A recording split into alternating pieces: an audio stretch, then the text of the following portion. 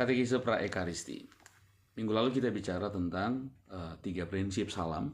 Yang sekarang kita bicara tentang 3 prinsip pengantar. Tentang yang pertama harus singkat, kedua pelayan ritus pengantar, dan yang ketiga tempat ritus pengantar. Pertama tentang pelayan ritus pengantar. Nah, pelayan ritus pengantar ada 3 yang diperkenan melakukannya. Yang pertama itu imam, tentu saja. Yang kedua diakon, dan yang ketiga adalah pelayan awam yang disebut minister laikus. Nah, untuk yang pertama dan yang kedua tentu kita mungkin biasa melihatnya. Khusus diakon, bahkan dia kalau diminta oleh imam selebran utama, imam boleh memberikan kata pengantar. Nah, lalu kemudian mengenai yang pelayan ketiga, mengenai minister laikus atau pelayan awam, keterlibatan awam terutama pada misa untuk berbagai keperluan atau kelompok menggarisbawahi peran awam dalam memeriahkan perayaan kudus ini. Jadi itu latar belakangnya.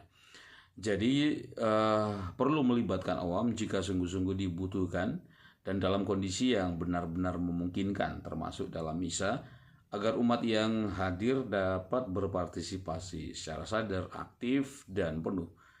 Yakni berpartisipasi dengan jiwa dan raganya, dikobarkan dengan iman, harapan, dan kasih, serta dapat memetik buah-buah Ekaristi sepenuh-penuhnya. Yang ketiga, kata-kata yang sangat singkat. Nah, prinsip ini penting. Kata-kata yang sangat singkat yang perlukan dalam pengantar.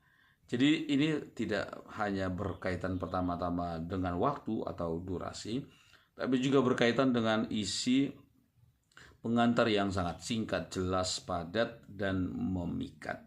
Jadi sebenarnya tidak perlu bertele-tele panjang-panjang yang justru sering membingungkan umat. Dengan kata lain, pengantar dalam misa sebaiknya bebas dari bahaya verbalisme yang dapat mengaburkan maksud dan makna misteri perayaan yang terjadi. Di samping itu, dengan kata-kata yang sangat singkat dimaksud ialah imam juga seharusnya tidak mengubah pengantar menjadi homili jilid 1. Pengantar tidak seperti homili yang menjelaskan dengan sangat mendalam dan detail tentang bacaan-bacaan pada hari yang bersangkutan, tetapi hanya berupa intisari dari tema perayaan yang ada. Maka tema tersebut perlu disesuaikan dengan tingkatan perayaan seperti hari raya, pesta, atau peringatan khusus lain. Untuk menghindari banyaknya kata, isi dari ritus pengantar sebaiknya sungguh-sungguh disiapkan dengan baik, agar pengantar tepat sasaran berkaitan dengan tema dan tepatnya tujuan berkaitan dengan isi dan maksud yang disampaikan. Jika diperlukan, antifon pembuka dapat dijadikan sumber kata pengantar yang memuat tema perayaan yang saat itu.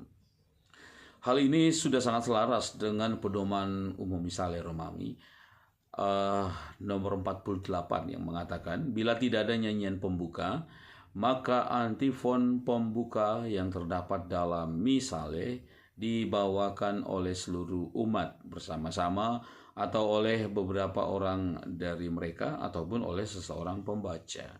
Dapat juga imam sendiri membacakannya sesudah salam. Bahkan imam boleh mengubah antifon pembuka menjadi kata pengantar. MR 2008 menegaskan adanya kemungkinan mengadakan pengantar dengan kata-kata potes brevissimis verbis introducere fideles in missam die, yang diterjemahkan dengan ia dapat mengantar umat beriman dengan kata-kata yang sangat singkat ke dalam misa pada hari itu.